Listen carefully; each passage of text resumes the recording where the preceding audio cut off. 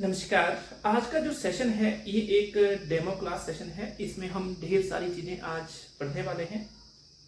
अगर आवाज अच्छे से आ रही है तो बता दीजिएगा, कमेंट में लिखिएगा। इसके अलावा अगर आपको जो मैंने बातें बताई समझ नहीं आई तो भी बताइएगा। अगर समझ आ जाती है तो भी उसको बताने की कोशिश कीजिएगा।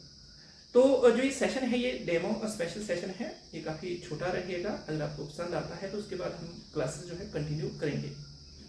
तो चलिए, जो क्वेश्चन इस तरह है। मैं क्वेश्चन के माध्यम से ये डेमो क्लास करवा रहा हूँ। प्रीवियस टाइम का क्वेश्चन है और उसके माध्यम से आपकी ये डेमो क्लास होने वाली है। क्वेश्चन ये है, कई बार ये पेपर में पूछा गया है और इस क्वेश्चन को मैं पढ़ रहा हूँ।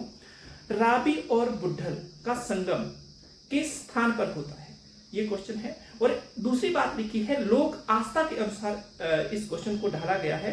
पूरा का पूरा क्वेश्चन इस तरह है कि जो लोक आस्था के अनुसार रावी और जो बुड्ढल है या जिसको बुद्धिल भी कहते हैं वो आपस में कहां पर मिलती है। तो चलिए पहले वन बाय वन चीजों को सीखने का प्रयास करते हैं। लोक आस्था क्या होती है, पहले शब्दों को देखिएगा। लोक आस्था क्या होती है, लोक आस्था क्या होती है इसको देखिएगा। लोक आस्था का मतलब होता है, लोक आस्था का मतलब होगा लोगों का विश्वास। लोगों का विश्वास, इसको अच्छे से समझेगा। लोगों का विश्वास या ऐसे माने कि लोगों के मत, लोगों के मत, या ऐसे माने लोगों के विचार। या दूसरी बात, एक वर्ड आता है किंवदंती। देखो, किंवदंती का मतलब होता है लोगों के मुंह से कही गई कहानी। या दूसरा आता है दंत कथाएं। दंत कथाएं और जो किंवदंतियां हैं उसमें फर्क ये होता है, किंवदंती मुंह से कही हुई कहानी है पर ये परंपरा पर आधारित होती है। जैसे हमारे दादा परदादा कोई कहानी सुनाते हैं तो वो कहानी किंवदंती में आती है। दंत कथाएं मीन्स मुंह से कही हुई कहानी होती है। और ऐसा भी हो सकता है ये कल्पना पर आधारित हो, ये भी चीज अच्छे से याद रखनी। पर ये परंपरागत होती है, ये भी कल्पना पर आधारित होती है पर ये ट्रेडिशनल होती है, ये जनरेशन टू जनरेशन आगे बढ़ती है। तो लोक आस्था में का मतलब ये सारी चीजें होती है। फिर दूसरा जो सवाल है, दूसरा सवाल यहाँ पर ये आया हुआ है कि जब आप बातचीत करेंगे कि लोक आस्था के अनुसार जो हमारी रावी और बुद्धिल है वो कहां पर आपस में मिलती है, तो उस जगह का नाम है खड़ामुख। आप थोड़ा सा समझिएगा, इस चीज को समझने का प्रयास कीजिएगा। खड़ामुख, खड़ामुख एक ऐसा प्लेस है जो आपको रावी और बुद्धिल का संगम स्थल देखने को मिलेगा। रावी और बुद्धिल या इसको बुड्ढल भी बोलते हैं, इसका संगम स्थल देखने को मिलेगा। इसका संगम स्थल देखने को मिलेगा। संगम स्थल का मतलब है दो नदियां जहां पर आपस में मिले उसको संगम स्थल कहते हैं किसी भी नदी का। और जहां पर तीन मिलती है वो त्रिवेणी स्थल कहलाता है। तो ये खड़ामुख है। अब खड़ामुख के बारे में कुछ एक चीजें पहले समझ लीजिए। ये बरमोर तहसील का एक पार्ट है। बरमोर तहसील का क्या है, ये पार्ट है। चंबा की एक तहसील है बरमोर। पुराने समय में बरमोर का नाम ब्रह्मपुर हुआ करता था। ब्रह्मपुर बरमोर का नाम हुआ करता था। बरमोर का नाम ही यरमोरी भी हुआ करता था। और बरमोर का नाम ही यरमोरी के साथ बरमोरी भी हुआ, फिर बरमोर बना। और एक नाम इसका है गदियार। जब हम ब्रह्मपुर की बातचीत करें तो माना जाता है मारू ने इसकी स्थापना की है। इस बात को आपने बिल्कुल मारू जो है इसके संस्थापक है। किसके संस्थापक, जो ब्रह्मपुर है। और ये मारू जो है ये सूर्यवंशी है। राजा दशरथ के वंशज इनको माना जाता है। राजा दशरथ के वंशज इनको माना जाता है, सूर्यवंशी।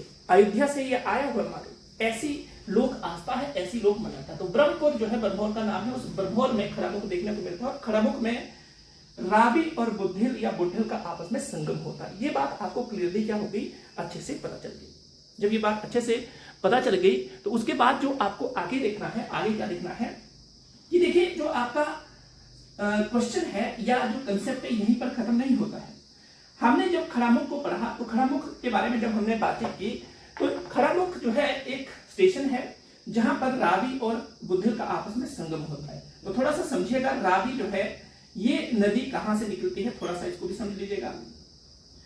रावी जो है बड़ा बंगाल से निकलती है, बड़ा बंगाल, या इसको बंगाल भी कहते हैं। ये एक ऐसा क्षेत्र है जो एक साइड कांगड़ा पड़ता है और एक साइड कुल्लू पड़ता है। कुल्लू और कांगड़ा के बीच का ये क्षेत्र है जिसको बड़ा बंगाल कहते हैं। एक जमाने में ये रियासत हुआ करती थी और अभी वर्तमान में ये रीजन जो है ये कांगड़ा तहसील जो बोलते हैं कांगड़ा जिला का ही पार्ट बना जाता है। अच्छे से इसको भी समझिएगा। बड़ा बंगाल रीजन में 2 ग्लेशियर हैं जहां से रावी अपना पानी लेती है। एक ग्लेशियर का नाम है भांडर, दूसरे का नाम है तातंगरी। इन ग्लेशियरों से ये पानी लेती है और फिर थोड़ा सा समझेगा कि रावी जब बड़ा बंगाल से निकलती है तो कुछ इस तरह ये निकलती है। ये ब्रह्मोर से होकर नहीं बहती है, ये होली से होती हुई खरामुख में जाकर निकलती है। ये बात तो आपको अच्छे से क्लियर होगी। भादल और तातंगरी से अपना पानी लेती है और फिर क्या करती है, ये जो नदी है ये नदी होली से होते हुए खरामुख में निकलती है। ये ब्रह्मोर से होकर नहीं जाती है। ब्रह्मोर जो मेन ब्रह्मोर है जिसकी हम बातचीत करते हैं, जो 84 भूमि है जहां पर चरपटनाथ नागा बाबा या जो 84 सिद्धों की भूमि कहा जाता है, जिसका पुराना नाम ब्रह्मपुर हुआ करता था, तो वहां पर रावी नदी नहीं बहती है, उस रीजन से होकर नहीं बहती। नहीं, जो स्पेसिफिक क्षेत्र है उसकी मैं बातचीत कर रहा हूं। दूसरी साइड जब हम बुद्धिल की बातचीत करें तो बुद्धिल भी आपको यहाँ पर अच्छे से समझ लेना है। थोड़ा सा समझिएगा और समझने का प्रयास कीजिएगा। एक गांव पड़ता है कुक्ति, थोड़ा सा समझिएगा। कुक्ति एक गांव है और कुक्ति एक गांव होने के साथ साथ ही क्या है उसको भी समझ लीजिए। कुक्ति एक गांव है। कुक्ति एक खड मीन्स आपको पता होगा पानी की छोटी धारा को खड कहते हैं। कुक्ति एक दर्रा है और कुक्ति एक वन्यजीव अभयारण्य भी है। वन्यजीव अभयारण्य भी है और कुक्ति में केलांग या जिसको कार्तिकेय मंदिर भी कहते हैं वो भी देखने को मिलता है। कुक्ति जो है ब्रह्मोर का लाहौल के साथ लगने वाला अंतिम गांव है।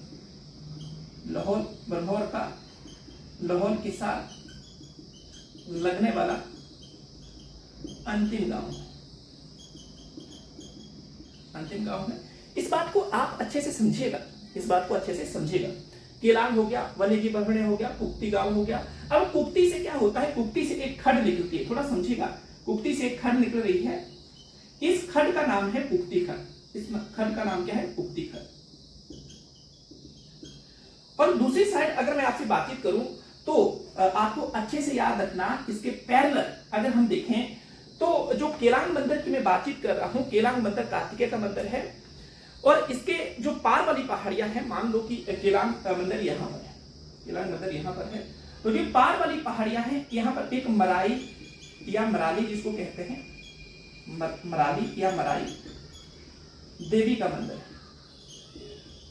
जो केलांग की बहन और शिव की बेटी मानी जाती है। क्योंकि गणेश और जो कार्तिकेय या केलांग जो है शिव और पार्वती के बेटे हुए हैं और मराई उनकी बहन हुई है। तो जो केलांग मंदिर है यहाँ जैसे पड़ता है और पार वाली पहाड़ी पर जो है मराई देवी या जिसको हम मराली देवी का मंदिर कहते हैं वो देखने को मिलता है। और ठीक इसके ऊपर अगर हम टॉप पे जाएं तो ऐसे करके आपको मणिमहेश देखने को मिलेगा और मणिमहेश से एक छोटी सी धारा निकलती है जिसको हम मणिमहेश धारा कहते हैं, मणिमहेश खड कहते हैं। क्या कहते हैं, मणिमहेश धारा या मणिमहेश खड कहते हैं। मेरी बात ध्यान से सुनिएगा। ये मणिमहेश है।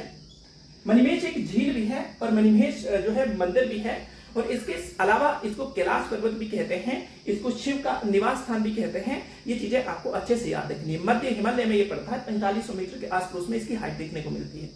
तो वहां से एक खड निकलेगी जिस खड को नाम दिया जाएगा मणिमहेश खड। क्या नाम दिया जाएगा, मणिमहेश खड।